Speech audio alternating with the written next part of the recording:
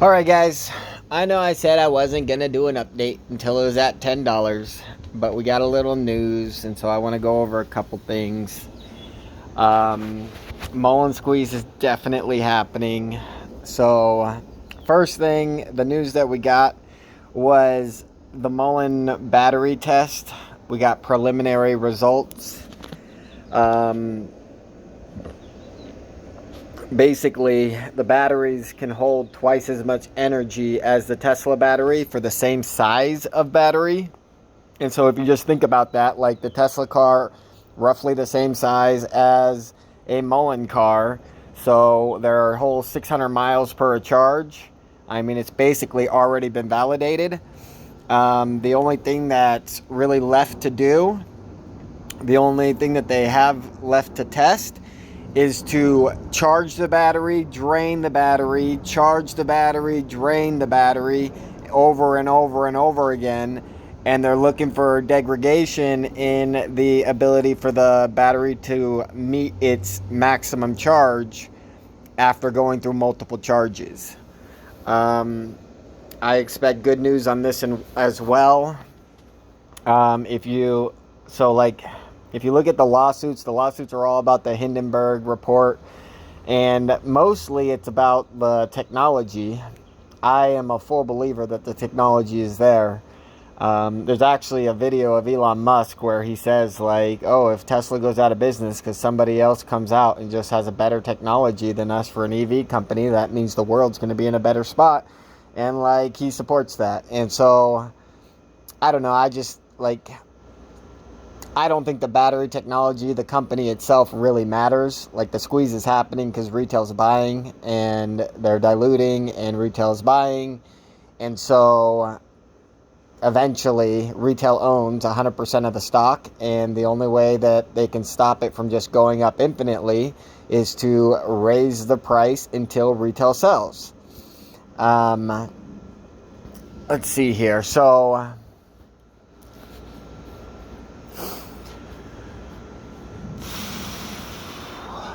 there was a thing that came out maybe a month ago where people were tweeting it and stuff, and it talked about how David Mickery has 20 million shares that are preferred shares, and these shares come with like 100 times the voting power or some bullcrap.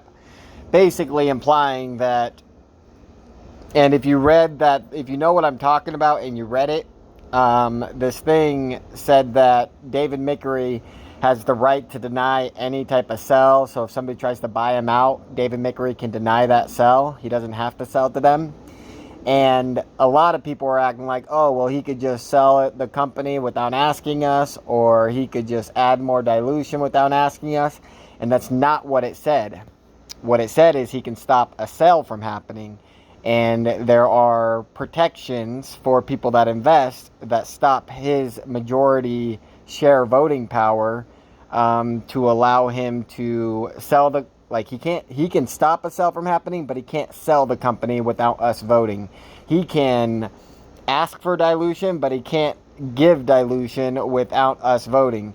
Now, one thing that's interesting, so I've been talking to lawyers, all the ones that are posting their stupid things under the MULN news. So, like, if you go here and you go to MULN and we go to the news, it's just all lawsuits. I mean, 30 of the last 31 articles are all about lawsuits. And I've talked to these lawyers, and I'm just not happy with them at all. Like, they're also focused on the Hindenburg report. They're also focused on saying that MULN's lying about their technology, and I don't believe that any of that is true. And so, when I talk to them, I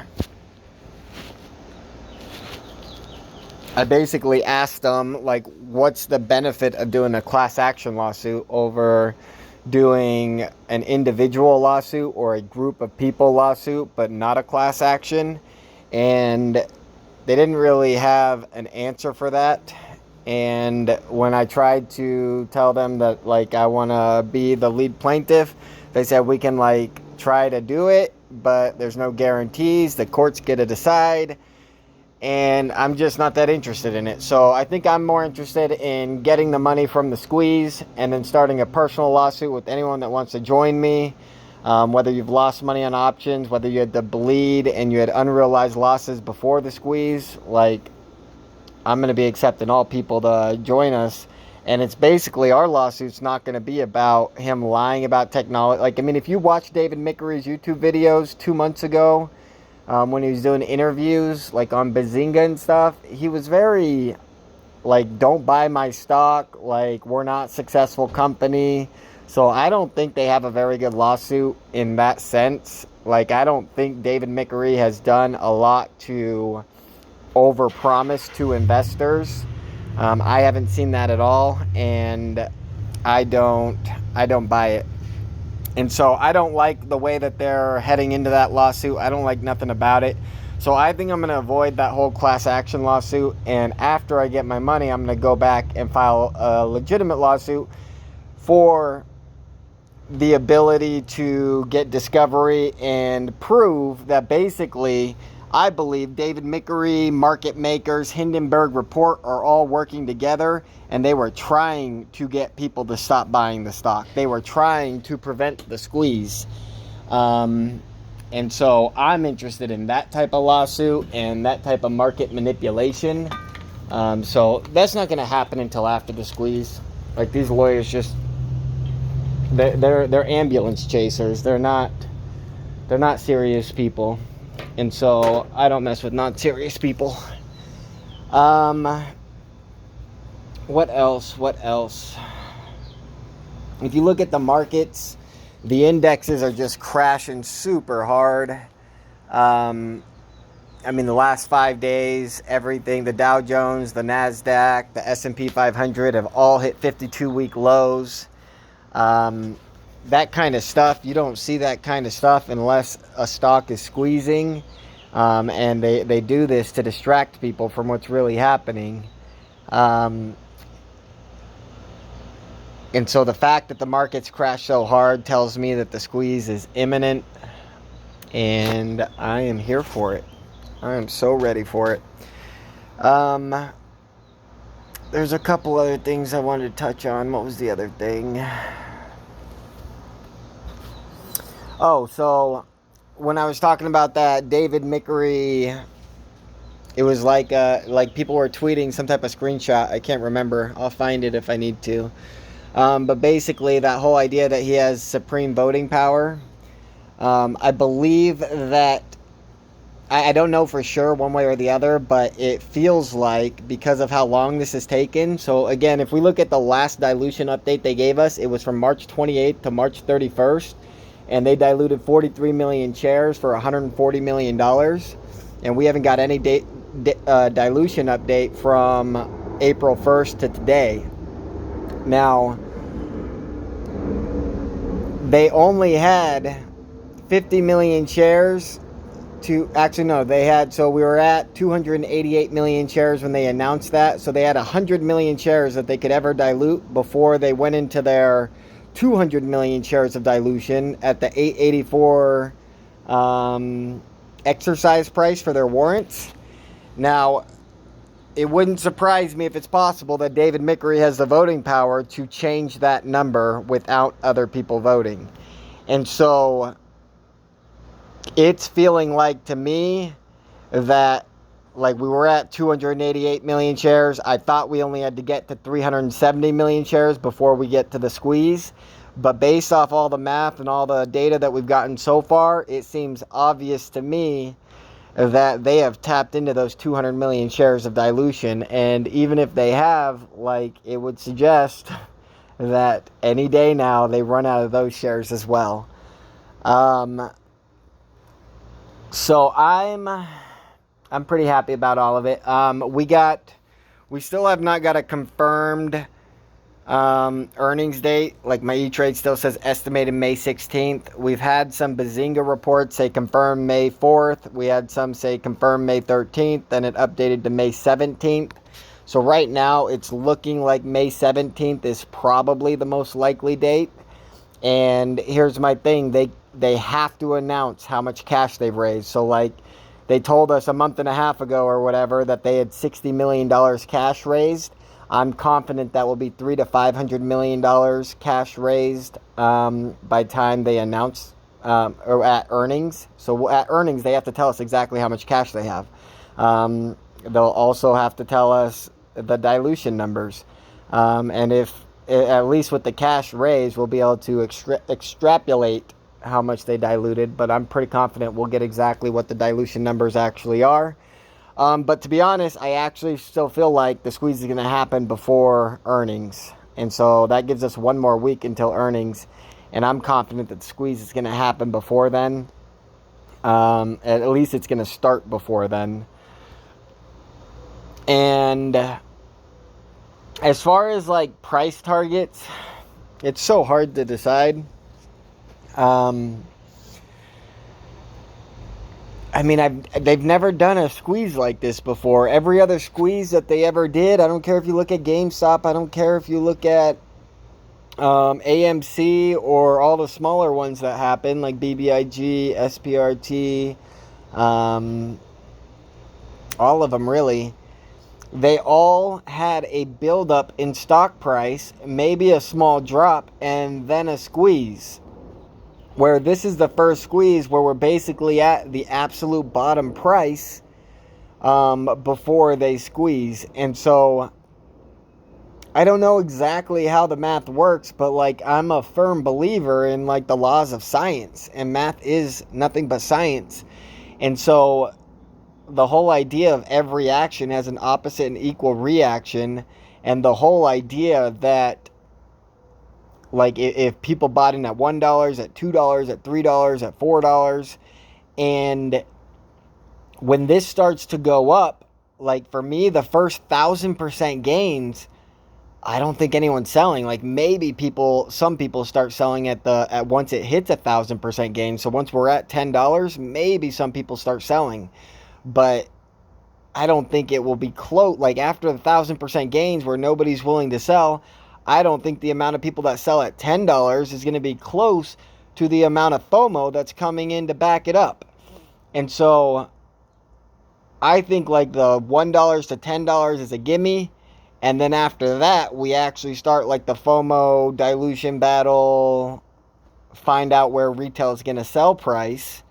And again, I don't know if it's going to be $20 or $40. I mean, the way that they're playing this out, I mean, it could be $100. So I really am, like, you guys are going to know when I sell and stuff, and I really don't know when I'm going to. It's all going to be based off the whole market. I'm going to be looking at all the stocks, because MULN's not going to be the only stock that squeezes when this squeezes, but it is going to be the one that squeezes the best. So I'm going to be comparing MULN to other stocks, and if we're not in first place, then I'm not even going to hesitate when thinking about not selling. Like, there's zero chance I will sell unless we're in first place out of all squeezes.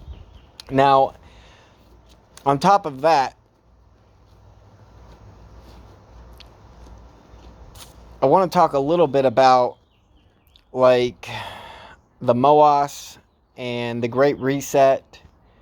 And I don't know how it's going to play out, but I do know that the only way that they can make everybody in the world poor and send one stock to the moon and, like, have that become like the new currency is through the stock market and through the options market.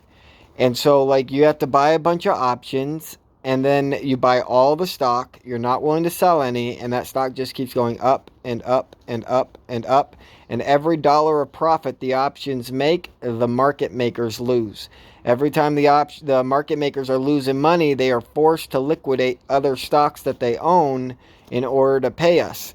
And so when that happens, it naturally causes the rest of the stocks to plummet. Now, it may get to a point so bad that like they just shut the stock market down. I don't know. But part of me feels like they might have diluted all 570, 580 million possible shares up to now, or getting close to it. And that like this may be the beginning of the MOAS, and they may try to just run it up to $40, $50, $100, try to get retail to sell everything they got, and then let it run all the way up. I don't know for sure. I mean, it's not like, as long as you get your nut, that's fine. But I mean, like, think about, like, so who's the guy that Jack Dorsey, the Twitter guy? I mean, it was like a year ago that he said hyperinflation is coming, and we have not seen hyperinflation. Nobody understands hyperinflation. Like, I've heard stories of Venezuela and stuff where, like, potentially hyperinflation, but America does not understand what hyperinflation is. Hyperinflation is not high inflation. Like, high inflation, 10% inflation, like, you can survive that. You can weather the storm. But hyperinflation comes from a whole nother world of, like, price wage spirals where, like, one thing becomes, like, so let's just say that the dollar gets devalued and you need way more money to do something, and so these people start paying these people a lot of money to do their job because no one's willing to do the job for what they were paying before, and you can't survive off what they were paying before. So if they jack those prices up so that they can pay a living wage to somebody who was making good money before hyperinflation, well, then the next person has to get paid more, and then the next person has to get paid more, and then all of a sudden there is just no amount of money that makes sense for anybody to go back to work because they can't survive off the work that they're doing. And I don't know if MULN is going to be that, but I'm definitely always going to hold a long position in MULN just in case it never stops going up. And if MULN is not that, like, you better believe I'm going to be looking to take my profits and go recreate that in another stock. I have a few ideas of some stocks that look really good for a MOAS opportunity. I know one stock that has 25 million shares available in outstanding right now, and they only have 25 million shares they can ever dilute. That's only 50 million shares, people, and it's a cheap stock right now. And so, like, after MULN pays, obviously I'll hold my long position. If I ever finally feel like MULN is done and I've cashed out lots of profits on top of that, I may go try to recreate the MOAS in another stock that I think is very, very MOAS-y. Has very good numbers for the MOAS. And so I don't know what to expect. I just feel like something crazy is about to happen. And I'm excited for it. I know MULN's going to squeeze. If you don't know MULN's going to squeeze, like, you just aren't paying attention. It's the only place that they're diluting like mad, and they're hiding the dilution numbers. And I don't know. I just know that retail, like when they did this with AMC, no matter where the price went, they didn't sell. And so why should I expect them to sell when MULN goes from $4 to $1? You shouldn't expect them to. Shouldn't expect them to at all. And so, again, $10 MULN coming in hot. Hopefully by the end of the week. I like May 13th, Friday the 13th. That'd be a good ironic day to have just a massive bloody market day and a massive, like, MULN up 1,000% in a day. That would be beautiful. Absolutely beautiful. I do know for sure that MULN is going to be all over the TV, all over the news, and it's something you want to be a part of. Alright, well, I kind of jumped around all over in this video, but that's all I got for you. Just some thoughts.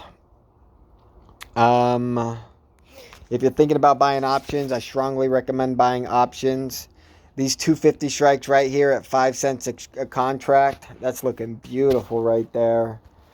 I haven't, like, even 10-cent contracts are looking good. I like 5 and 10-cent contracts, people. I do believe the squeeze is going to happen before earnings, which would make this an acceptable option chain. But I also think, like, if they start it right at earnings, then you may not see a high until the 27th or maybe even June 3rd. So you may want to consider getting a little bit more theta. But I strongly, strongly, strongly recommend buying call options because, like, as much as it is important that we squeeze, as much as we, like, buying stock is important, there's just not enough investors that ever buy options. They're just not smart enough, honestly. But on top of that, Like, the options is the only thing that makes market makers lose money. And so, like, if you agree that the corruption has been strong with this squeeze and you want to make them pay, the only way to take money from them while making money on MULN is to buy call options.